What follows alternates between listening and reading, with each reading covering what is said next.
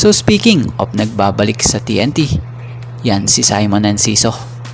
So tuluyan na ngang parte ngayon si Simon Enciso ng team ng TNT Tropang 5G matapos kuhain ng TNT sa unrestricted free agent market ang nasabing manlalaro.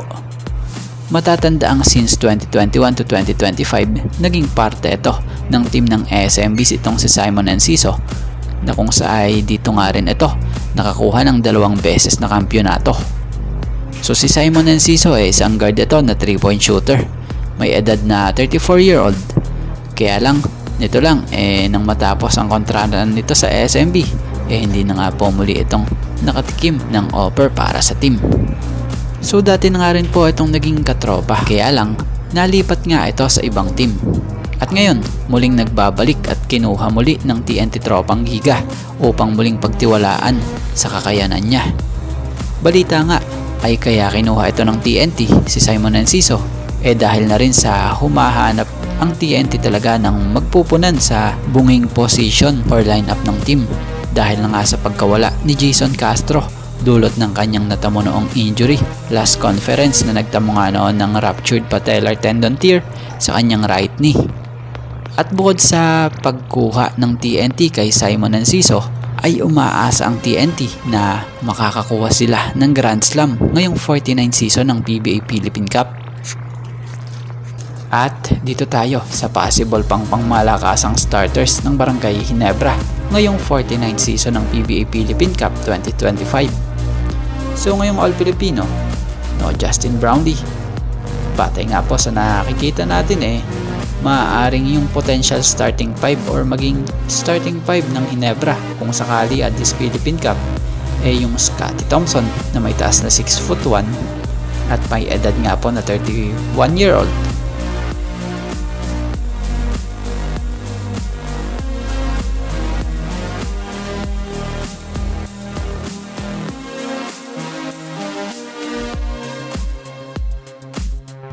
Stephen Holt, may taas na 6'4", may edad na 33-year-old.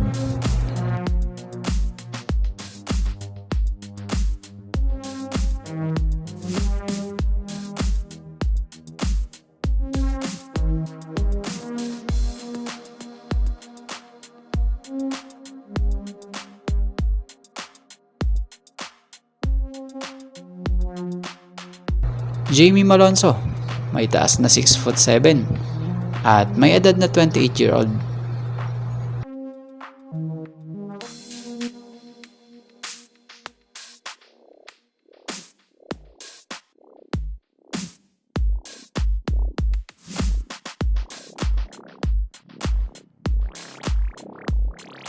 Troy Rosario, may taas na 6'7" at may edad na 33-year-old.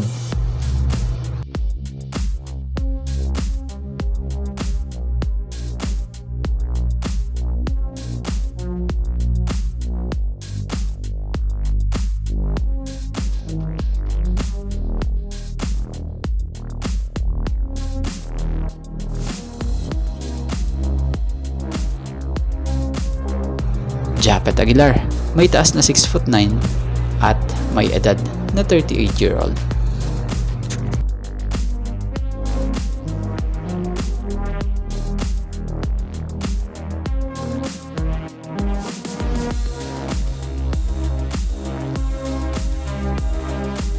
At dito tayo patungkol sa kampo ng Magnolia. So naging matagumpay nga po ang unang salang ng Magnolia sa kanilang naunang naging laban sa PBA 49 season Philippine Cup kontra Blackwater Bossing, na kung saan ay pinangunahan nga po nila Xavier Lucero ang Magnolia, na siyang ginabayan naman ng mga veterano like Calvin Abueva.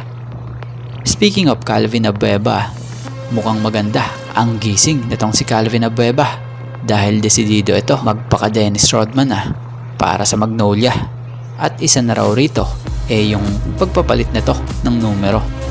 So ninanais nga nitong si Calvin Abueva na i-emulate ang laro nitong si Dennis Rodman para sa Magnolia this conference, na kung saan ay ayon nga po sa piniliwanag nitong si Calvin Abueva kung bakit siya nagpalit ng jersey na to na ayon nga sa kanya, credit po. Alam nyo kung sino yan? Narealize ko na kailangan ko siguro gamitin yung this conference. Masyado na tayong naano sa tres. Pinalitan ko lang ng 1 yung 7. May age na 37. Binaligtad ko siya and yung number na yun kay Rodman. Ngayon kailangan ko i-prepare yung sarili ko para sa number na yun. Actually, this is all Filipino. Ito yung time namin na pumasok sa semis of finals. So mukhang mas makakakita nga tayo ngayon ng mala Dennis Rodman sa Magnolia dahil sobrang desidido nga po nitong si Calvin sa kanyang ginugusto na ito. So agree naman tayo dyan dahil ang laro naman nito talaga nitong si Calvin Abeba kahit nung Alaska time niya pa mala Dennis Rodman na rin naman talaga. Yung angas andon pero ang pinakamahalaga yung hustle niya. So ngayon, ninanais niyang ibalik ang mala Dennis Rodman na atake.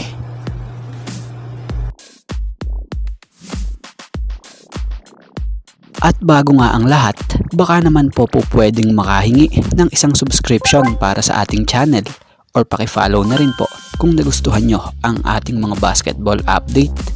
At kung ito na may makakabigat para sa inyo, kahit isang like and share na lamang po.